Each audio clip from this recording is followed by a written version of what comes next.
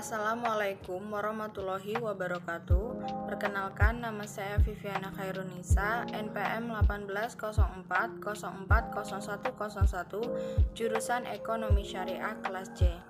Di sini saya akan menjelaskan hasil makalah saya yang berjudul Sistem Moneter Indonesia saat ini. Nah, sebelum itu kita perlu mengetahui terlebih dahulu apa itu sistem moneter. Definisi sistem moneter.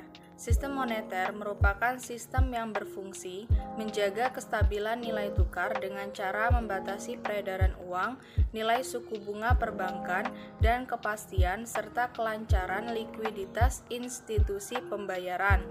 Oleh karena itu, di Indonesia, moneter dikendalikan oleh Bank Indonesia. Bank Indonesia merupakan satu-satunya bank di Indonesia yang mengemban fungsi sebagai bank sentral. Pelaksanaan fungsi dari suatu bank sentral memegang peranan yang sangat penting dan sangat menentukan dalam kehidupan perekonomian suatu negara. Demikian berpengaruhnya bagi kehidupan perekonomian negara, sehingga Bank Indonesia sebagai bank sentral harus berkiprah sejalan dengan perubahan tatanan perekonomian yang sedang berlangsung, yaitu dari command economy kepada market economy. Kebijakan moneter merupakan kebijakan otoritas moneter atau bank sentral dalam bentuk pengendalian besaran moneter untuk mencapai perkembangan kegiatan perekonomian yang diinginkan. Dalam praktek, perkembangan kegiatan perekonomian yang diinginkan tersebut adalah stabilitas ekonomi makro yang antara lain dicerminkan oleh stabilitas harga atau rendahnya laju inflasi, membaiknya perkembangan output real atau pertumbuhan ekonomi, serta cukup luasnya lapangan kesempatan kerja yang tersedia. Tolak ukur stabilitas moneter yang dilihat dari inflasi mendorong Bank Indonesia untuk melakukan kebijakan sebagai otoritas moneter dengan menaikkan tingkat suku bunga agar minat masyarakat untuk menabung tinggi, sehingga kondisi di sektor akan stabil dan tidak terjadi efek kenaikan harga yang tinggi. Kenaikan harga tinggi menyebabkan daya beli akan rendah dan tidak bergairahnya sektor real, sehingga perlu dilakukan stabilisasi dengan menaikkan tingkat suku bunga. Dikenal dua jenis kebijakan moneter, yaitu kebijakan moneter ekspansif dan kebijakan moneter kontraktif. Kebijakan moneter ekspansif adalah kebijakan moneter yang ditujukan untuk mendorong kegiatan ekonomi, yang antara lain dilakukan melalui peningkatan jumlah uang beredar. Sebaliknya, kebijakan moneter kontraktif adalah kebijakan moneter yang ditujukan untuk memperlambat kegiatan ekonomi, yang antara lain dilakukan melalui penurunan jumlah uang yang beredar. Selanjutnya ada sistem moneter Indonesia saat ini. Guna mewujudkan perekonomian yang kukuh tersebut, perlu diadakan penyesuaian berbagai kebijakan ekonomi yang selama ini telah ditempuh di Indonesia. Kebijakan moneter yang merupakan salah satu bagian penting dari kebijakan pembangunan ekonomi nasional harus lebih diarahkan kepada upaya untuk menciptakan dan menjaga stabilitas moneter. Temuan empiris dari pengalaman berbagai negara dan pengalaman selama ini di Indonesia seperti telah diuraikan pada bagian-bagian sebelumnya, menunjukkan bahwa kebijakan moneter akan lebih optimal apabila difokuskan pada pemeliharaan stabilitas moneter. Dengan terfokusnya tujuan kebijakan moneter, maka tanggung jawab, tujuan, dan tugas Bank Indonesia menjadi lebih jelas dan terarah. Dalam sistem nilai tukar mengambang yang dianut saat ini, nilai tukar rupiah ditentukan oleh kekuatan permintaan dan penawaran di pasar valuta asing. Dan karenanya, Bank Indonesia tidak menargetkan atau berupaya untuk mengarahkan perkembangan nilai tukar rupiah pada tingkat tertentu. Untuk itu, sasaran akhir Bank Indonesia lebih diarahkan pada pencapaian laju inflasi yang rendah sesuai dengan kondisi perekonomian nasional. Pada periode setelah krisis, berbagai perubahan yang terjadi dalam perekonomian dan peralihan sistem nilai tukar dari sistem mengambang terkendali menjadi sistem mengambang atau fleksibel, mempunyai implikasi terhadap mekanisme transmisi kebijakan moneter di Indonesia. Dalam kondisi ini, jalur nilai tukar menjadi salah satu jalur penting dalam transmisikan pengaruh kebijakan moneter pada kegiatan ekonomi real dan harga. Demikian pula halnya dengan jalur ekspektasi yang terlihat mempunyai peranan yang cukup penting dalam mempengaruhi perkembangan inflasi. Tetapi perilaku ekspektasi inflasi masih dipengaruhi secara kuat oleh kelembaman perkembangan harga dan masih dipengaruhi secara kuat dan pergerakan nilai tukar. Jalur suku bunga masih bekerja dengan baik, tetapi perilakunya sangat tergantung pada kondisi perbankan secara keseluruhan dan tingginya derajat ketidakpastian ekonomi. Untuk mendukung pemulihan ekonomi nasional lebih lanjut, Bank Indonesia lebih mengoptimalkan kebijakan makroprudensial akomodatif, akselerasi pendalaman pasar uang, dukungan kebijakan internasional, serta digitalisasi sistem pembayaran. Bank Indonesia terus memperkuat koordinasi kebijakan dengan pemerintah dan KSSK, termasuk implementasi paket kebijakan terpadu atau KSSK untuk mempercepat penyaluran kredit atau pembiayaan dari perbankan kepada dunia usaha pada sektor-sektor prioritas yang mendukung pertumbuhan ekonomi dalam rangka pemulihan ekonomi nasional. Perkembangan sejumlah indikator pada Februari 2021 mengindikasikan perbaikan yang terus berlangsung. Mobilitas masyarakat yang meningkat terbatas sejalan dengan masih diberlakukannya pembatasan di sejumlah wilayah. Selain itu, untuk mendorong permintaan domestik lebih lanjut, sinergi kebijakan ekonomi nasional terus diperkuat. Sinergi kebijakan mencakup 5 aspek. Pertama, yaitu pembukaan sektor-sektor produktif dan aman. Yang kedua, akselerasi stimulus fiskal. Yang ketiga, penyaluran kredit perbankan dari sisi permintaan dan penawaran. Yang keempat, berlanjutnya stimulus moneter dan makroprudensial, serta percepatan digitalisasi ekonomi dan keuangan, khususnya terkait pengembangan UMKM. Dalam pelaksanaannya, hingga saat ini, Bank Indonesia masih menggunakan uang primer sebagai sasaran operasional. Instrumen moneter yang dipergunakan untuk mempengaruhi sasaran operasional tersebut adalah operasi pasar terbuka atau OPT, fasilitas diskonto, giro wajib minimum atau GWM, ataupun imbauan. Instrumen OPT dilakukan melalui lelang surat-surat berharga yang ditujukan untuk menambah atau mengurangi likuiditas di pasar uang. Sementara itu, fasilitas diskonto adalah fasilitas kredit yang diberikan kepada bank-bank dengan tingkat diskonto yang ditetapkan oleh Bank Indonesia. GWM merupakan jumlah alat likuid minimum yang wajib dipelihara oleh bank di Bank Indonesia. Selanjutnya, imbauan digunakan oleh Bank Indonesia dengan tujuan agar semua bank-bank dapat mengikuti langkah kebijakan moneter yang diinginkan Bank Indonesia. Selanjutnya ada strategi kebijakan moneter di Indonesia. Strategi kebijakan moneter merupakan bagian dari kebijakan makro yang bertujuan untuk mengendalikan stabilitas nilai mata uang. Apabila stabilitas kegiatan ekonomi terganggu, maka salah satu kebijakan yang bisa digunakan adalah kebijakan moneter untuk memulihkannya dengan serangkaian tindakan stabilisasi.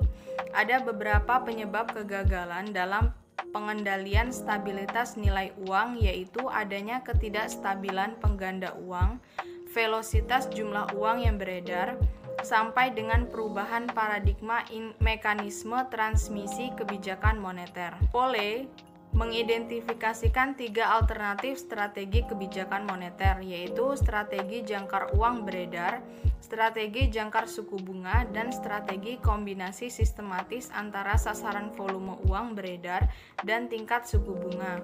Ketiga strategi tersebut lebih relevan diterapkan di dalam suatu perekonomian tertutup atau di dalam suatu perekonomian terbuka yang menerapkan kebijakan nilai tukar mengambang, karena hanya di dalam kedua bentuk perekonomian tersebut otoritas moneter memiliki independensi penuh dalam mengendalikan jumlah uang beredar dan domestik. Menggunakan kerangka model ISLM boleh menunjukkan bahwa di antara dua pilihan ekstrim, jangkar uang beredar dan jangkar suku bunga, strategi yang tepat tergantung kepada jenis tekanan ekonomi makro yang terjadi. Kerangka Inflation Time Frame atau ITF dapat mencerminkan strategi kebijakan moneter yang bersifat forward-looking, yang difokuskan pada inflasi dan ekspektasi inflasi pelaku ekonomi. Keuntungan ITF adalah target inflasi menjadi jelas, mudah diobservasi, dan langkah-langkah kebijakan moneter mudah dipahami. Angka ITF tersebut menyediakan pelaku ekonomi suatu nominal atau landasan dalam membentuk ekspektasi inflasi dan memprediksi tindakan kebijakan moneter. Selanjutnya ada sistem moneter Islam dalam perekonomian di Indonesia. Sistem moneter yang mencakup sektor perbankan, pasar modal, dan pasar keuangan lainnya, pada dasarnya harus didesain dan diarahkan sedemikian rupa agar benar-benar dapat meningkatkan peranan sektor real dalam kegiatan ekonomi, sehingga tujuan-tujuan utama dari sebuah sistem ekonomi dapat tercapai. Begitu juga dengan sistem moneter Islam.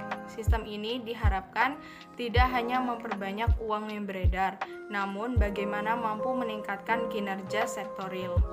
Umat Islam yang terbiasa sekian ratus tahun dengan pelayanan bank konvensional sebagai financial intermediary institution yang berbasis bunga, sehingga memerlukan kerja keras untuk mewujudkan alternatifnya dengan mengembangkan perbankan yang bebas bunga. Sektor perbankan merupakan sektor yang paling strategis dalam membangun perekonomian, baik dari perspektif mikro maupun makro, sebab bank sebagai agen of development. Dengan peran yang sedemikian penting, maka reformasi di sektor perbankan dengan berusaha menghilangkan instrumen bunga dalam sektor ekonomi, maka keberadaan bank syariah merupakan pintu masuk bagi pengembangan ekonomi syariah ke depan dan entitas bisnis syariah lainnya. Di Indonesia, menuju sistem moneter dan sistem perbankan yang bebas bunga, pengoperasian bank syariah merupakan bagian salah satu dari penerapan manajemen moneter Islam di Indonesia dengan tidak menggunakan sistem bunga, memiliki pengaruh positif terhadap kondisi moneter dalam menurunkan suku bunga nasional ke tingkat yang lebih realistik, serta bisa memperoleh dana panjang sekaligus memantapkan kepercayaan terhadap rupiah. Dengan demikian, keadaan bank syariah dalam situasi moneter yang ketat dengan kinerjanya yang agak berbeda dengan bank konvensional nampaknya bagi negara bisa diharapkan membantu mendinginkan mesin perekonomian yang memanas. Perkembangan menuju perekonomian syariah yang bersih dan bebas bunga di Indonesia mengalami perkembangan yang sangat signifikan. Salah satu aspek yang bisa disoroti dari perkembangan lembaga-lembaga keuangan syariah, diantaranya perbankan syariah. Namun, di sisi lain, ada ancaman-ancaman yang dihadapi dalam mewujudkan penerapan sistem moneter Islam. Ancamannya adalah dari orang-orang yang merasa terusik dan terganggu kenyamanan dan kenikmatannya dalam mengeruk kekayaan rakyat yang sebagian besar beragama Islam melalui sistem perbankan yang ada. Mereka mungkin akan menghambat penerapan sistem moneter Islam dengan mencari peluang dan alasan pada perangkat peraturan perundang-undangan perbankan yang ada pada saat ini yang tidak secara tegas memberikan ruang beroperasinya sistem moneter di perbankan yang bebas bunga sesuai dengan syariah Islam. Penggunaan sumber daya manusia secara penuh dan efisien harus menjadi sasaran tak terpisahkan dari sistem Islam. Karena hal itu akan membantu merealisasikan bukan saja tujuan kesejahteraan ekonomi berbasis luas, tetapi juga menanamkan dalam diri manusia martabat yang dituntut oleh statusnya sebagai khalifah. Demikian juga pemanfaatan secara efisien dan optimal terhadap sumber-sumber daya adalah sasaran yang substansial, karena menurut Islam semua sumber daya di bumi dan langit diperuntukkan bagi kesejahteraan manusia dan perlu dieksploitasi secara memadai, tanpa menimbulkan ekses dan kemubaziran untuk dipergunakan bagi tujuan manusia diciptakan.